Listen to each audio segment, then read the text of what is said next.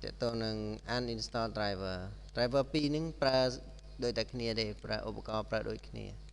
nè còn tha mỗiក្រុម ហ៊ុន ផ្សេង ប្រើប្រាស់នេះអ្នកសរសេរ program ផ្សេងនេះតែគោលបំណងតែមួយទេ you know ចឹង driver ដូចបញ្យល់មិញដែលយើង backup បើសិនណាក្រហមនេះគេហៅជា NaN Microsoft driver ហ្នឹងមិនមែនជារបស់ driver Microsoft គឺដូចជាចេញពី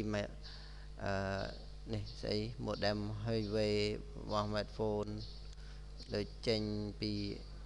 NVIDIA ក្រុមហ៊ុន NVIDIA ហ្នឹងអ្នកផលិតខាង graphic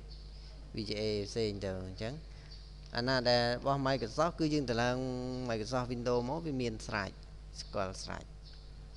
ចឹងយើងដាក់ search all តែមកឃើញអាខ្មៅនេះផ្លាប់ពី disk អីនេះវាមានស្តង់ដារវាទាំងអស់នេះសម្រាប់ស្គាល់ CPU ណាចឹងទៅណា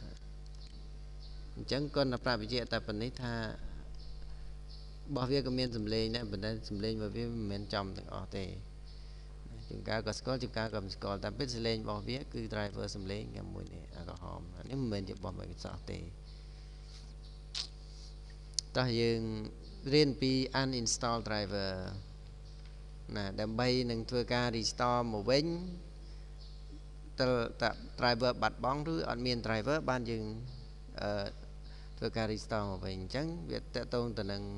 បាត់បង់ driver សិនណា uninstall អញ្ចឹងយើងដោយសារតែយើងជាប់ record ណាយើងមិនបាច់យក NVIDIA Quattro នេះមួយហើយនឹងយើងបាច់យកទេនឹងមួយយើងយកអាក្រហមនេះគឺដែលមិនមែនជារបស់ Microsoft នេះដកទៅជាមួយសលេងចេញមួយបានហើយ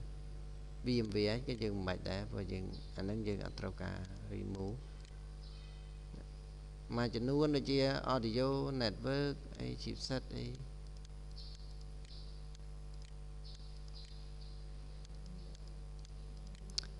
ហើយសួរថាហេតុអីបានត្រូវការ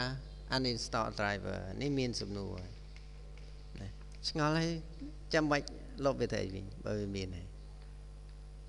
វាពាក់ព័ន្ធទៅនឹងយើងទៅរៀនដល់ advance គឺចុងក្រោយ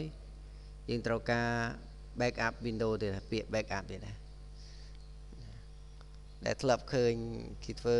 តម្លើង Windows 1 ម៉ោងហើយទាំងអស់ program ទាំងអស់1ម៉ោងហើយទាំង driver ហើយទាំង program ទាំងអស់តាក់ទងនឹង Windows ដែលយើង backup ទុកអញ្ចឹងយើង backup ទុក Windows ហ្នឹងវាអត់មាន OS ហ្នឹងវាអត់មាន driver នៅនឹងទេកាលណាមាន driver វាទៅដាក់ម៉ាស៊ីនផ្សេងវាកង driver គ្នា driver chipset គឺ driver chipset អញ្ចឹងយើង uninstall វាចោលណាទៅដាក់ម៉ាស៊ីនផ្សេងទៀតដាក់ថាអញ្ចឹងយើងវាអត់ដល់ប៉ុន្តែវាអត់មាន driver អត់មាន driver យើងកាន់តែ update driver ចូលភ្លឹបព្រាមទៅប្រើបានងាយចឹងប៉ុណ្ណេះគឺជាឧទាហរណ៍សម្រាប់យើងទាំងអស់គ្នាមើលមានចូលសំឡេងនេះណា sound អត់ទេហើយនៅ VGA អត់ដែរចឹងយើង uninstall តែ uninstall មកវារត់រងចាំវាមួយ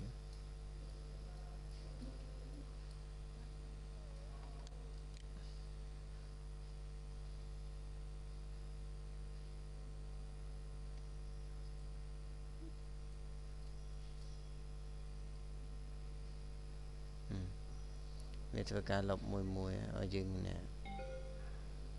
តើចាប់ផ្ដើមតមួយ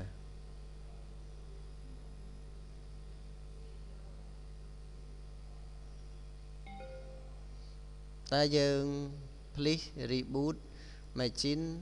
to uninstall driver do you want to reboot it now មិនសមមិញដោយសារតែយើងអត់បានមើល message វាប្រាប់ណាសារយើងអត់បានមើលអាសារដែលវាបញ្ជាក់ប្រាប់ថាណាសូមឲ្យយើងធ្វើការដំណើរការម៉ាស៊ីនឡើងវិញដើម្បីលុប driver